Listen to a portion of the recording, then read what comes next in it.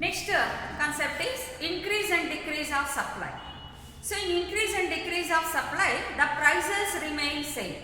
There is no changes in price, but supply changes due to changes in other factors.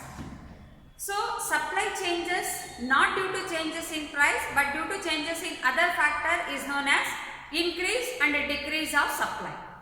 So increase in supply means more quantities are offered for sale at the same price.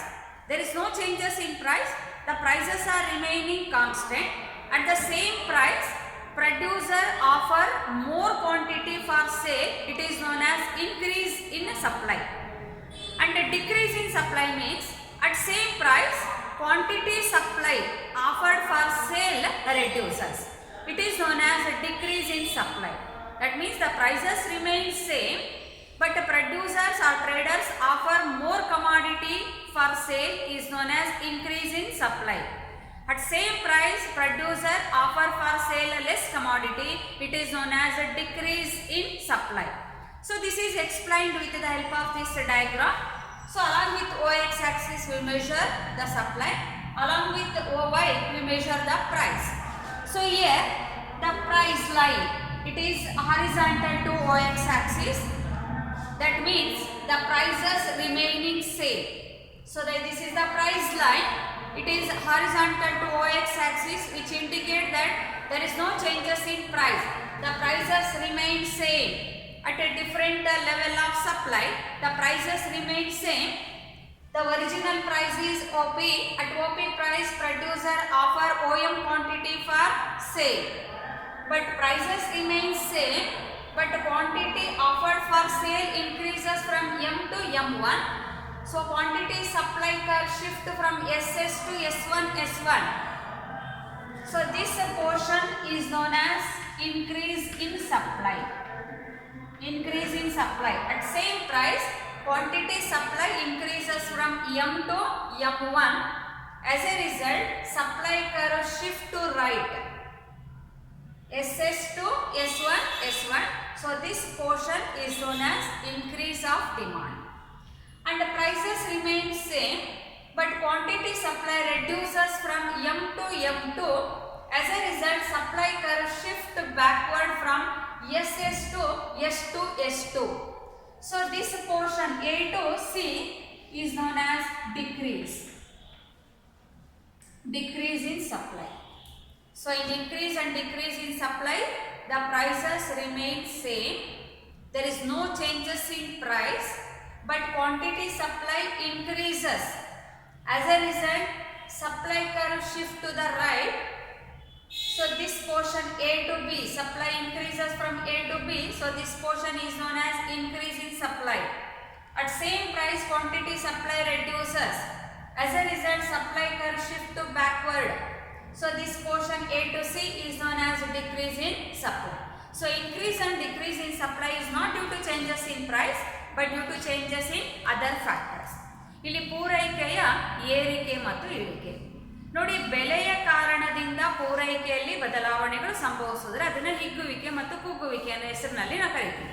ಆದರೆ ಕೆಲವೊಂದು ಸಂದರ್ಭಗಳಲ್ಲಿ ಬೆಲೆ ಸ್ಥಿರವಾಗಿದ್ದು ಬೇರೆ ಕಾರಣಗಳಿಂದ ಪೂರೈಕೆಯಲ್ಲಿ ಬದಲಾವಣೆಗಳಾದರೆ ಆ ಬದಲಾವಣೆಯನ್ನು ನಾವು ಏರಿಕೆ ಮತ್ತು ಇಳಿಕೆ ಅಂತ ಕರಿತೀವಿ.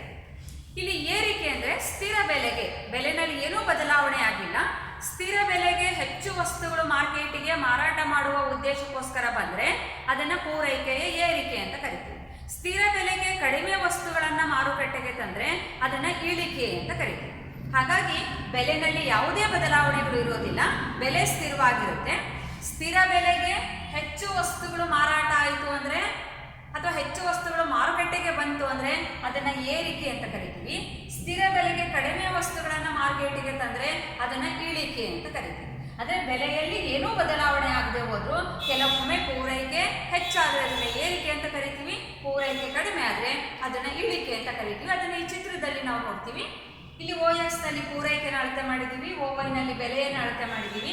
ಇಲ್ಲಿ P ರೇಖೆ ಇದು ಬೆಲೆ ರೇಖೆಯನ್ನು ತೋರಿಸುತ್ತೆ, ಅದು OX ರೇಖೆಗೆ ಲಂಬವಾಗಿದೆ. ಅಂದರೆ ಅದೇನು ತೋರಿಸುತ್ತೆ ಅಂದರೆ ಬೆಲೆನಲ್ಲಿ ಯಾವುದೇ ಬದಲಾವಣೆಗಳು ಆಗಿಲ್ಲ ಅನ್ನೋದನ್ನ ತೋರಿಸುತ್ತೆ. ಇಲ್ಲಿ OP ಬೆಲೆ ಇದ್ದಾಗ OM ಪ್ರಮಾಣದಷ್ಟು ಪೂರೈಕೆ ಆಗುತ್ತೆ. ಆಗ ಪ್ರಾರಂಭದ ಪೂರೈಕೆ ರೇಖೆ SS ಇದೆ. ಪೂರೈಕೆ ಎ ಬಿಂದುವಿನಲ್ಲಿದೆ. ಇಲ್ಲಿ ಬೆಲೆ ಸ್ಥಿರವಾಗಿದ್ರು ಬೇರೆ ಯಾವುದೋ ಕಾರಣದಿಂದ ಪೂರೈಕೆ ಪ್ರಮಾಣ ಎಂ ಇಂದ M1ಗೆ ಹೆಚ್ಚಾಗಿದೆ. ಹಾಗಾಗಿ ಪೂರೈಕೆ ರೇಖೆ SS ಇಂದ S1ಗೆ ಬಲಭಾಗಕ್ಕೆ ಸ್ಥಾನ ಪಲಟಾಗಿರೋದನ್ನ ನೀವು ಗಮನಿಸ್ತೀರಾ. ಈ ಭಾಗ ಏನಿದೆಯಲ್ಲ ಎ ಇಂದ ಬಿ, ಇದನ್ನ ಏರಿಕೆ ಅಂತ ಕರೀತೀವಿ. ಮತ್ತು ಸ್ಥಿರ ಬೆಲೆಗೆ ಕೆಲವೊಮ್ಮೆ ಪೂರೈಕೆ ಎಂ ಇಂದ M2ಗೆ ಕಡಿಮೆ ಆಗಿದೆ. ಪೂರೈಕೆ ಕಡಿಮೆ ಆಗಿದ್ರಿಂದ ಪೂರೈಕೆ ರೇಖೆ ಎಡಭಾಗಕ್ಕೆ ಸ್ಥಾನ ಪಲ್ಲಟಾಗಿದೆ. ಪೂರೈಕೆ ಎ ಇಂದ ಸಿಗೆ ಬಂದಿದೆ. ಇದನ್ನ ಪೂರೈಕೆಯ ಇಳಿಕೆ ಅಂತ ಕರೀತೀವಿ. ಅಂದ್ರೆ ಬೆಲೆಗಳು ಸ್ಥಿರವಾಗಿದ್ದು ಪೂರೈಕೆ ಹೆಚ್ಚಾದ್ರೆ ಅದನ್ನ ಏರಿಕೆ ಅಂತ ಕರಿತೀವಿ. ಸ್ಥಿರ ಬೆಲೆಗೆ ಕಡಿಮೆ ವಸ್ತುಗಳು ಪೂರೈಕೆ ಆದ್ರೆ ಅದನ್ನ ಇಳಿಕೆ ಅಂತ ಕರಿತೀವಿ. ಇಲ್ಲಿ ಬೆಲೆನಲ್ಲಿ ಏನೂ ಬದಲಾವಣೆಗಳಾಗಿಲ್ಲ, ಬೇರೆ ಕಾರಣಗಳಿಂದ ಪೂರೈಕೆ ಹೆಚ್ಚು ಮತ್ತು ಕಡಿಮೆ ಆಗಿದೆ. ಇದನ್ನ ನಾವು ಏರಿಕೆ ಮತ್ತು ಇಳಿಕೆ ಅಂತ ಕರಿತೀವಿ. ಈಗ what is the difference between expansion and contraction of supply, increase and decrease of supply? ಹಾಗಾದ್ರೆ ಇವೆರಡಕ್ಕಿರಂತ ವ್ಯತ್ಯಾಸ ಏನು? ಪೂರೈಕೆಯ ಹಿಗ್ಗುವಿಕೆ ಮತ್ತು ಕುಗ್ಗುವಿಕೆಗೂ ಪೂರೈಕೆಯ ಏರಿಕೆ ಮತ್ತು ಇಳಿಕೆಗೂ ಇರುವಂತ ವ್ಯತ್ಯಾಸಗಳು ಏನು? ಮೊದಲನೇ ವ್ಯತ್ಯಾಸ ಏನಂದ್ರೆ, so supply expansion and contraction of supply is due to changes in price, but increase and decrease of supply is not due to changes in price but due to changes in other factors. ಇಲ್ಲಿ ಪೂರೈಕೆಯ ಹಿಗ್ಗುವಿಕೆ ಮತ್ತು ಕುಗ್ಗುವಿಕೆ ಅನ್ನೋದು ಬೆಲೆಯ ಕಾರಣದಿಂದ ಸಂಭವಿಸಿರುತ್ತೆ. ಬೆಲೆಯ ಕಾರಣದಿಂದ ಪೂರೈಕೆಯಲ್ಲಿ ಬದಲಾವಣೆ ಆದರೆ ಅದನ್ನ ಹಿಗ್ಗುವಿಕೆ ಮತ್ತು ಕುಗ್ಗುವಿಕೆ ಅಂತ ಕರಿತೀವಿ. ಬೆಲೆಯನ್ನು ಹೊರತುಪಡಿಸಿ ಬೇರೆ ಕಾರಣಗಳಿಂದ ಪೂರೈಕೆಯಲ್ಲಿ ಬದಲಾವಣೆಗಳಾದ್ರೆ ಅದನ್ನ ಏರಿಕೆ ಮತ್ತು ಇಳಿಕೆ ಅಂತ ಕರಿತೀವಿ. ಇದು ಒಂದು ಮುಖ್ಯವಾಗಿರುವಂತಹ ಒಂದು ವ್ಯತ್ಯಾಸ. ಅಂದ್ರೆ ಪೂರೈಕೆ ಯಾವ ಕಾರಣದಿಂದ ಬದಲಾಗುತ್ತೆ ಅನ್ನೋದ್ರ ಮೇಲೆ ಈ ವ್ಯತ್ಯಾಸವನ್ನ ನಾವು ಗುರುತಿಸ್ತೀವಿ. ಬೆಲೆ ಕಾರಣ ಇತ್ತು, ಅದನ್ನ ಹಿಗ್ಗುವಿಕೆ ಕುಗ್ಗುವಿಕೆ ಅಂತ ಕರಿತೀವಿ. ಬೆಲೆನ ಹೊರತುಪಡಿಸಿ ಬೇರೆ ಕಾರಣಗಳು ಇದ್ದಾಗ ಅದನ್ನ ಏರಿಕೆ ಮತ್ತು ಇಳಿಕೆ ಅಂತ ಕರಿತೀವಿ. ಇನ್ನು ಎರಡನೇ ಮುಖ್ಯವಾಗಿರುವಂತಹ ವ್ಯತ್ಯಾಸ ನೋಡಿ, ಹಿಗ್ಗುವಿಕೆ ಮತ್ತು ಕುಗ್ಗುವಿಕೆನಲ್ಲಿ the supply curve is same but supply expand and contract according to the slope. That means with the expansion supply curve moving towards right and in contraction supply curve moving towards the left. So the supply curve remains same.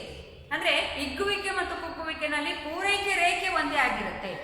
ಅಂದ್ರೆ ಬಲಭಾಗಕ್ಕೆ ಚಲಿಸಿದಂತೆಲ್ಲ ಪೂರೈಕೆ ಹೆಚ್ಚಾಗೋದನ್ನು ತೋರಿಸುತ್ತೆ, ಹಿಗ್ಗೋದನ್ನು ತೋರಿಸುತ್ತೆ. ಎಡಭಾಗಕ್ಕೆ ಬಂದಂತೆಲ್ಲ ಪೂರೈಕೆ ಕುಗ್ಗುವುದನ್ನು ತೋರಿಸುತ್ತೆ. ಆದ್ರೆ ಪೂರೈಕೆ ರೇಖೆ ಒಂದೇ ಇರುತ್ತೆ ಅನ್ನೋದನ್ನ ನಾವಿಲ್ಲಿ ಗಮನಿಸಬೇಕು. But in increase and decrease in supply, so in increase in supply curve shift towards right. ಅಂದ್ರೆ ಇಲ್ಲಿ ಪೂರೈಕೆಯ ಏರಿಕೆನಲ್ಲಿ ಪೂರೈಕೆ ರೇಖೆನೇ ಸ್ಥಾನ ಪಲ್ಲಟ ಆಗುತ್ತೆ. ನೋಡಿ, ಪೂರೈಕೆ ಏರಿಕೆ ಆದಾಗ ಪೂರೈಕೆ ರೇಖೆ ಬಲಭಾಗಕ್ಕೆ ಸ್ಥಾನ ಪಲ್ಲಟ ಆಗುತ್ತೆ. So in decrease of supply curve shift backward, ಅಂದ್ರೆ ಹಿಂಭಾಗಕ್ಕೆ ಅದು ಚಲಿಸುತ್ತೆ.